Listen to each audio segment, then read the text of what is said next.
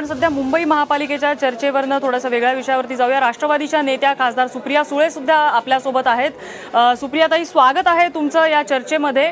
पहिलाच प्रश्न, आत्ताच्या 10 महापालिका जिल्हा परिषदा यामध्ये जो काही निकाल हाती आलेला आहे त्यावरून हा कुठेतरी दारुण पराभव राष्ट्रवादीचा मानला जातोय। तुमची पहिली प्रतिक्रिया काय आहे त्यावर? मला तो दाबून पराभव वगैरे वाटत नाही। याचं कारण असं की मुंबईमध्ये आमच्या 14 सीट होत्या, यावेळेस 9 आलेल्या आहेत। ग्रामीण भागामध्ये बऱ्याच ठिकाणी आमचा परफॉर्मन्स चांगला राहिलेला आहे लोकसभेपेक्षा, म्हणजे 2014 पेक्षा मला विचाराल तर आमचा हा परफॉर्मन्स नक्कीच चाललेला आहे। पुणे शहर आणि पिंपरी चिंचवडला जरूर आम्हाला सेटबॅक आहे, ते मी मान्य करते। त्याच्यामुळे 2014 पेक्षा मार्जिनल इम्प्रूव्हमेंट नक्कीच राष्ट्रवादी काँग्रेस पक्षाची ग्रामीण भागात झालेली आपल्याला दिसते। शहरांमध्ये जरूर आम्हाला लक्ष घालण्याची गरज आहे, तिथे आम्हाला सेटबॅक आहे हे दिसतंय आपल्याला रिझल्ट्समध्ये। पण हा सेटबॅक जो आहे, मार्जिनल इम्प्रूव्हमेंट आहे तुम्ही म्हणताय, काही ठिकाणी नक्कीच आहे ती, मात्र हा जो सेटबॅक आहे ह्या सेटबॅक मागची कारणं नेमकी काय आहेत? संघटनात्मक पातळीवरती राष्ट्रवादी कमी पडते, म्हणजे ज्या ग्रामीण भागात त्यांचा होल्ड होता तिथे तर आता शिवसेना भाजप प्रवेश करतायत। नाही, प्रवेश कसं असतं तुम्ही बघा, अनेक वर्ष, आता पुण्याचंच उदाहरण बघा, गेले 10 वर्ष आमची सत्ता पुण्यात आहे, पिंपरी चिंचवडमध्ये अनेक वर्ष आमची सत्ता आहे। त्याच्यामुळे या पार्श्वभूमीवर पाटली अँटी इन्कम्बन्सी असेल, पाटली 2014चा रिझल्टही असेल, आणि बघा 15 वर्ष आमची महाराष्ट्रात सत्ता होती। 2012चा जर तुम्ही जिल्हा परिषद पंचायत समिती आणि हा रिझल्ट बघितला तर त्याच्यात राष्ट्रवादीचा परफॉर्मन्स आउटस्टँडिंग होता, ज्याला 5 वर्ष झाली। त्याच्यानंतर 2014 मध्ये विधानसभा लोकसभा झाल्या, त्याच्यात आम्हाला एक खूप सेटबॅक त्यावेळेस बसला। त्याच्यामुळे 2014, 2012, 2014, 2017 या तिन्हीमुळे 3 लेव्हल्सला तुम्ही बघाल आमचे हे रिझल्ट्स आहेत। त्यामुळे अर्थातच आम्हाला आत्मचिंतन केलंच पाहिजे। हे जे सत्तेमध्ये आज पक्ष आहेत, अर्थातच त्यांची नवीन भूमिका, त्यांना नवीन मतदार, त्यांना नवीन स्पेस ही जरूर मिळालेली आहे। पण मी एक गोष्ट डेटा बेस्ड तुम्हाला सांगते की 2014 पेक्षा आमचा 2017चा रिझल्ट हा मार्जिनली का असेना पण त्याच्यात नक्की सुधारणा आहे। एक भाजपची वेव ही 2014 नंतर पाहायला मिळते, आणि नोटाबंदी ज्याचा सर्वाधिक फटका हा ग्रामीण भागाला बसला, ज्या ठिकाणी राष्ट्रवादीचा होल्ड बराच चांगला आहे असं म्हटलं जातं, त्याही भागात नोटाबंदीचा फटका कुठेच बसलेला दिसला नाही। त्यामुळे ती भाजपची लाट अजूनही कायम असल्याचं दिसतंय। कशाचं द्योतक म्हणायचं याला?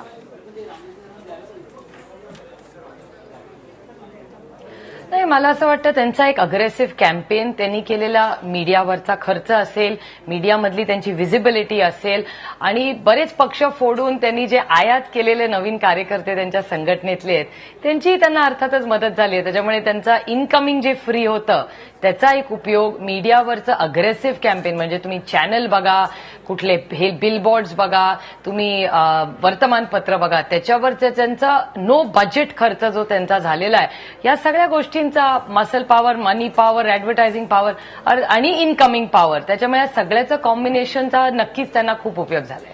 पण मग या सगळ्याचं भविष्य कसं पाहताय तुम्ही? कारण भाजप तर असणारच आहे, शिवसेनाही असणार आहे आणि राष्ट्रवादी असणारच आहे। तुमचं भविष्य कसं पाहताय तुम्ही?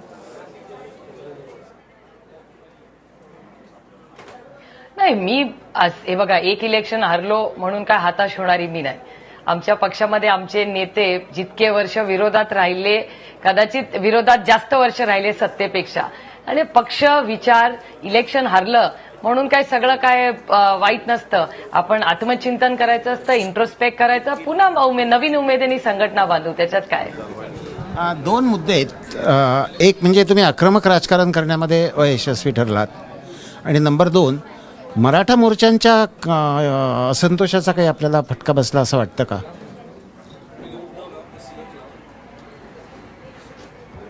मला असं वाटत नाही। एकतर एक सातत्याने मला एक अंतर दिसतं तुमच्या सगळ्यांच्या प्रश्नात किंवा मीडियाच्या चर्चेमध्ये। आमची सत्ता 15 वर्ष होती, याच्या आधी आमची सत्ता जाऊन 2च वर्ष झालंय। त्याच्यामुळे 2च वर्षात तुम्हाला असं वाटतं आम्ही अग्रेसिव्हनेसला कमी पडतो आणि एकीकडे सगळे म्हणतात की अरे तुमची इतके वर्ष सत्ता होती, त्यांना काम करायची संधी द्या. त्याच्यामुळे ही डिस्पॅरिटी मला सातत्याने दिसते आणि त्याच्यामुळे माझं स्वतःचं वैयक्तिक मत आहे की 15 वर्ष आमची सत्ता होती. 2014 मध्ये कल ह्यांना शिवसेना भाजपला मिळाल्या, अर्थातच त्यांना 1-1.5 वर्ष काम करायला द्यावं. आणि ज्या गोष्टीचा मला स्वतःला वाटतं की जो चॅलेंज आणि अयशस्वी हे सरकार आहे, जरी आम्ही इलेक्शन मध्ये आम्हाला अपेक्षित एवढं यश मिळालं नसलं तरी नाही, सुप्रिया, तुम्ही ही जी कारणं सांगितली पराभवाची ती साहजिक आहेत, मात्र तुमची जी क्रेडिबिलिटी, तुमची विश्वासार्हता आहे ही कुठेतरी तुम्हाला परत मिळवता आलेली नाहीये. हे अपयश नाहीये का?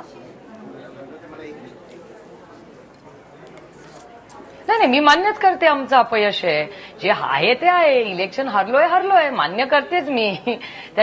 पण त्याचा अर्थ हरलं, अमिताभ बच्चनचे पण पिक्चर फ्लॉप होतात म्हणून अमिताभ बच्चन काही वाईट ऍक्टर होत नाही. त्याच्यामुळे एखादं इलेक्शन हरलो म्हणून आपलं सगळंच काहीतरी चुकतंय असंही नाही, त्याला अनेक कारणं असतात. पण असं आहे, आता राष्ट्रवादी पक्षाचा विचार करता राष्ट्रवादी पक्षामध्ये अनेक सरंजाम असे आहेत, अनेक बेटं आहेत. आणि दुसरी गोष्ट म्हणजे तुमचा जो काही पाया आहे किंवा जे तळातले कार्यकर्ते आहेत तिथून पक्ष तुटला आहे असं वाटत नका. कारण काही नवीन कार्यक्रम नाही, नवा नेता नाही, काही नवीन त्यांना देण्यासारखं तुमच्याकडे असं उरलेलं नाही असं वाटत नाही की या 2-3 वर्षामध्ये? मला नाही असं वाटत. तुम्ही फक्त 2च वर्षाचा आमचा इतिहास बघताय. 2 वर्षामध्ये एखादी संघटना जी जन्माला आल्यापासून सत्तेतच आहे, 15 वर्ष जेव्हापासून हा पक्ष जन्माला आलाय तो सत्तेतच आहे, पहिल्यांदाच तो विरोधात बसलेला आहे. त्याच्यामुळे त्याचं एक इंट्रोस्पेक्शन, आमच्याकडून काही गळतीही झाली त्याचा थोडासा सेटबॅक.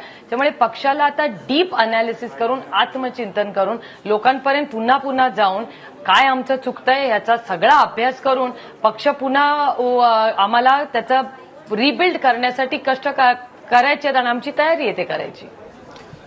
ह्या संदर्भात मला आणखीन एक प्रश्न विचारायचा असा की सहकारी संस्था आणि शिक्षण संस्था हे राष्ट्रवादीची शक्ती होती आणि या दोन्ही संस्थांमध्ये त्या कार्यकर्त्यांनी, राष्ट्रवादीच्या कार्यकर्त्यांनी जो प्रचंड भ्रष्टाचार केला आणि त्याला जे नेत्यांनी संरक्षण दिलं, त्याच्यामुळं मतदारांनी किंवा जनतेने इंद्राय स्वहा तक्षकाय स्वहा असा निर्णय घेतला आहे असं तुम्हाला वाटतं का? अजिबात असं नाही.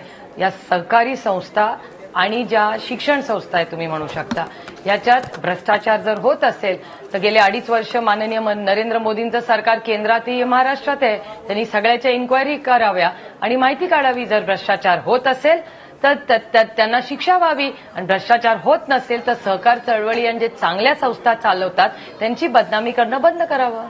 सुप्रिया मॅडम, तुमचा पण सुप्रियाताई, त्यांचा प्रश्न असा आहे की ही जी घसरण होते या सगळ्यामुळे होते का, या भ्रष्टाचाराचे आरोप आणि त्यांना मिळालेलं संरक्षण याच्यामुळे?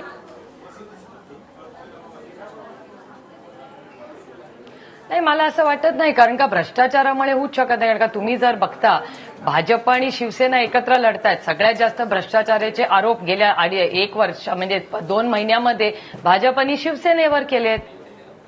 त्याच्यामुळे भ्रष्टाचारी आणि त्यांचा खड्डा असेल किंवा किती घोटाळे हे भाजपच सांगतं ते शिवसेनेचे किती आहे, तरी त्यांना यश आलंच आहे ना मुंबईत. नाकारता येणार नाही शिवसेनेचं यश तुम्हाला इथे. त्याच्यामुळे भ्रष्टाचार हा मोठा किती मुद्दा आहे किंवा तो आता बोलून 2.5 वर्षात तो राष्ट्रवादी भ्रष्टाचारी हे थोडंसं मला वाटतं ॲलिगेशन गुळगुळीत झालंय. संघटना म्हणून आम्ही जरूर कुठेतरी कमी पडतोय. संघटना आम्ही नवीन उमेदीने बांधण्याची गरज आहे. लोकांपर्यंत पुन्हा जाऊन आमचं काय चुकतंय ह्याचे इंट्रोस्पेक्शन करून आम्हाला काम करण्याची गरज आहे. ह्याच्यात काही माझं तुमच्यापेक्षा कुणाचं वेगळं मत नाही. यामध्ये म्हणजे तुम्ही म्हणताय पक्ष संघटन कमी पडलं, त्या जान पुंकण्यामध्ये तुमचे प्रदेशाध्यक्ष किंवा नेते कमी पडलेले आहेत. मग जबाबदारी स्वीकारून अनेक नेत्यांनी राजीनामे दिले. तटकरेंनी राजीनामा देऊ केलाय का, किंवा तयारी दाखवली आहे का? नाही, हे बघा, जबाबदारी तो आमच्या संघटनेचा वैयक्तिक प्रश्न आहे. आता आम्ही कसा पक्ष चालवायचा, त्याची मॉरॅलिटी, त्याचं डिसिप्लिन आहे आम्ही बघू. आता मी थोडी तुम्हाला सांगते तुमचं चॅनल कसं तुम्ही चालवायचं, त्याचे रेटिंग हाय असावे का नाही, दॅट्स नॉट माय बिझनेस. आम्हाला जसं वाटतं, आमच्या संघटनेला जसं वाटतं तसं आम्ही आत्मचिंतन करून मार्ग काढू. वंदना चव्हाण यांनी राजीनामा दिलेला आहे पुण्यातल्या नेत्या, म्हणून हा प्रश्न. नाही, हे बघा, प्रत्येकाची एक पर्सनॅलिटी असते, त्याच्यात वन साईज फिट्स ऑल नसतं. ज्याला वाटतं त्यांनी त्याप्रमाणे वागावं. It's a democratic country and democratic system. त्याच्यामुळे कोणीतरी राजीनामा दिलाच पाहिजे वगैरे असं आमचा काही म्हणजे आग्रह नाही. तटकरेंना आधी वाटलं तर आत्ताचा त्यांनी निकाल राजीनामा हाती द्यावा. येत आहेत. सगळ्याचं आत्मचिंतन करू, अनालिसिस करू, असं माझं कुठलंही म्हणणं नाहीये. नाही, पक्षाच्या यशाची जी घसरण चालू आहे गेल्या काही काळामध्ये, त्या पार्श्वभूमीवरती तुमचा जो पुणे आणि पिंपरी चिंचवड हा स्ट्रॉंग होल्ड होता आत्तापर्यंत, तिथे जो पराभव होतो यावेळेला, त्याच्या मागे नेमकी कारणं काय आहेत? तुम्ही अजित पवार पिंपरी चिंचवडचा कारभार बऱ्यापैकी बघत होते. पिंपरी चिंचवडमध्ये तुम्ही चांगलं काम केलं असं लोक बोलतात.